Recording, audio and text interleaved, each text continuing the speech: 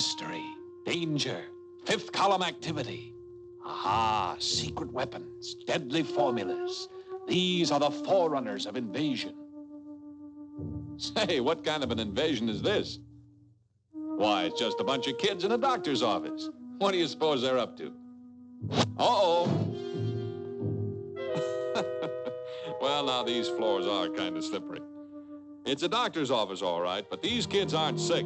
No, sir, they're here to fight. To fight the oldest invasion of all, invasion by disease. You see, they've come to be vaccinated. Of course, this is Tubby's first vaccination. He won't admit he's afraid, but he is a little worried. Well, I guess it'll be okay. What do you suppose this vaccination business is, anyway? Say, that must be the needle. Boy, it sure looks awful sharp. Hey, I'm not going to let him stick that thing into me. It's easy enough to see that Tubby doesn't quite appreciate what we're trying to do for him. I think we ought to take things a little slower right at the start here and let him in on the idea. Explain to him what vaccination really is. And while we're at it, why don't we get the rest of them in, too, so they'll understand what's going on when it's their turn. It's nice of you gentlemen to drop in like this. As a matter of fact, we were just going to call you anyway. You see, the doctor's going to tell us a little story. A story about vaccination. He's going to show us just what goes on inside our bodies when we get sick, and how vaccination will help us get all set to fight off diseases even before they can sneak up on us. Now, in the first place, your body is a whole lot of separate parts, all brought together into one wonderfully organized machine. It's like some big city with a lot of separate buildings or factories. For instance, the heart is the central office for the distribution of supplies to the other buildings of the city. And the blood is really made up of many little workers, which the heart sends to the different factories. Come along over here a minute. We'll show you some of these little workers in person. Of course, we can't show them to you while they're traveling around in your body doing their work, but you can see them sitting still on this glass slide.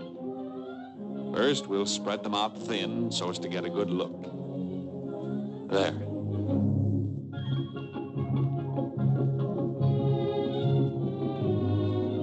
Now you'll see for yourselves what we've been talking about. You see, what you've always thought was just a sort of red liquid that popped out of your finger when you cut it is really much more. It's actually millions of little workers with a job to do. The job of keeping us alive.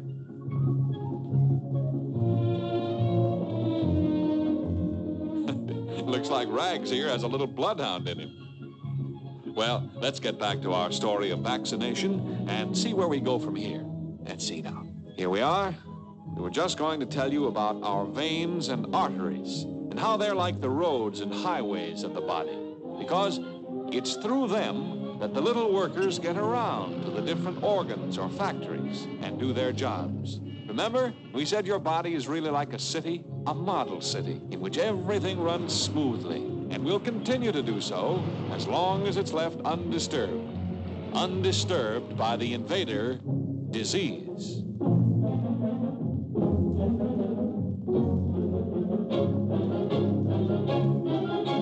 You see, the wall around this city has a gate through which supplies of raw materials must be taken. Suppose, for example, that you're loading up a new stock of groceries. Bread and butter, lots of jam on it, ice cream and cake. This busy, peaceful city never heard of the invader. But look, the enemy. It's a deadly disease germ, all right. Oh, but there's only one. What harm can he do against the millions of little workers? Just watch him. Suddenly there are 2, then 4, then there are 8, and more to come. Now we understand why diseases are so deadly. It is because they have the power to transform themselves quickly into gigantic, menacing hordes. He doesn't look so harmless now, does he? Before you know it, they multiply themselves into millions. Invasion. The alarm is sounded. The workers pour into the supply buildings to arm themselves, but there aren't enough weapons to go around. And it's only with guns that the invaders can be conquered. There is nothing to stop them here because the body is not prepared. Frantically, the factories are converted to the manufacture of the all-important weapons, but they are far too slow. And as the ranks of the invader multiply with terrifying rapidity, we see that it is already too late.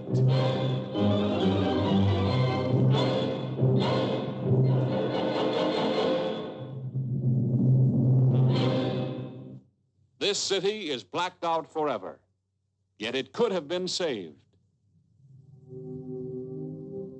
You see, boys, this city, or rather this man, died because his body did not have arms and ammunition, or in other words, powers of resistance against disease. He was not prepared. And he was not prepared simply because he failed to take advantage of the greatest weapon against disease that medical science has to offer: vaccination.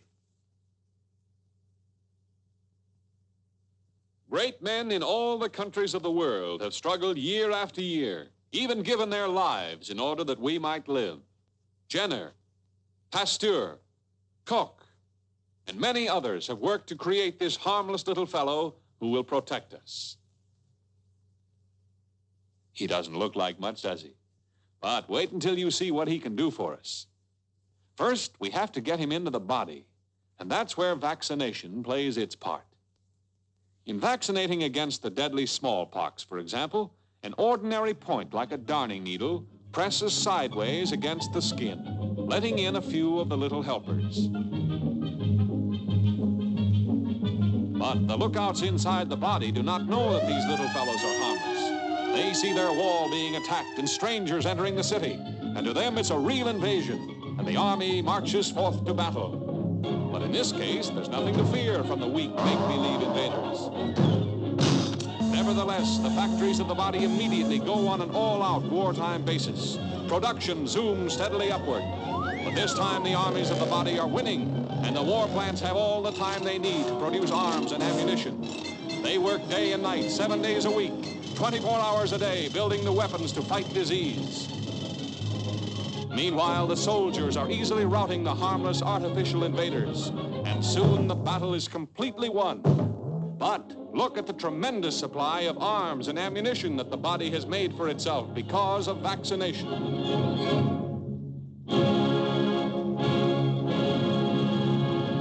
We're ready for the invader. Let him come. Now, suppose you should catch some deadly disease right out of the air itself, because eating isn't the only way the invaders can enter. They fly around on tiny dust particles or little drops of moisture. They're apt to be all around us, anywhere, anytime. But if you've been vaccinated, you don't have to worry, because your body is prepared against the invader no matter which way he chooses to enter. Here they come, airborne troops launching their deadly attack. They're sure of themselves, confident of their power. But, brother, they've got a real surprise in store for them this time.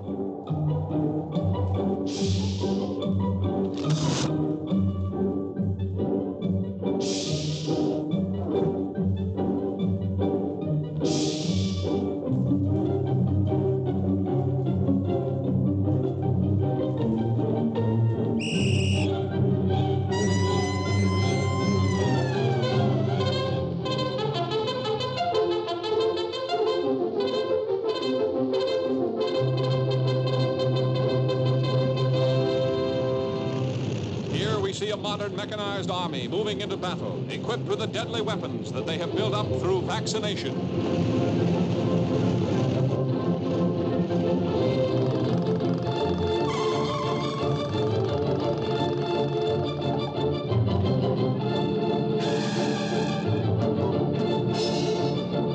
The Black Horde continues its menacing advance. This is no false alarm. This is a real, full-scale invasion. But the army of the body has been prepared. Look, our fighters are knifing through the invaders, slashing them to ribbons. Watch them use the firepower of mobile equipment to overcome the deadly disease germs. On every hand, we see brilliant examples of military strategy.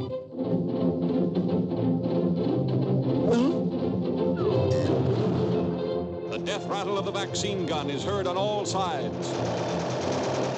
backed up by the dull roar of the germ bomber. On they come. And now the paratroops, most up-to-date of all fighting men. Watch them take over behind the lines, highly trained by vaccination and all the tricks of modern warfare against disease.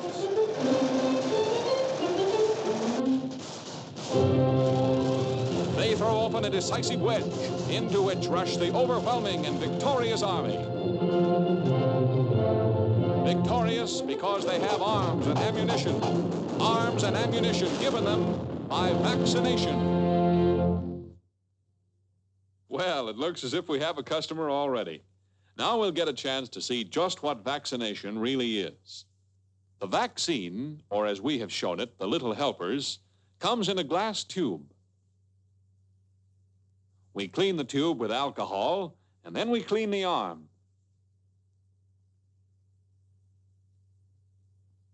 Next, we break the tube to allow the vaccine to come out. Then, we put a drop on the arm and painlessly press it, not scratch it, into the skin. That lets the little fellas in, and that's all there is to it. Well, okay, what are we waiting for? Shucks, he knew there wasn't anything to it all the time. Let's go, boys, start building those Jeeps. I should have had this done long ago. Shoot it to me, Doc. I've had an invasion of fleas for years. Well, here they come. Wasn't half as bad as having your ears washed, was it? And yet those few minutes in the doctor's chair have made it impossible for the invader to attack. For these boys are now prepared. Inside each one, a powerful defense army has been mobilized, ready and waiting. V for vaccination and victory. Victory over invasion.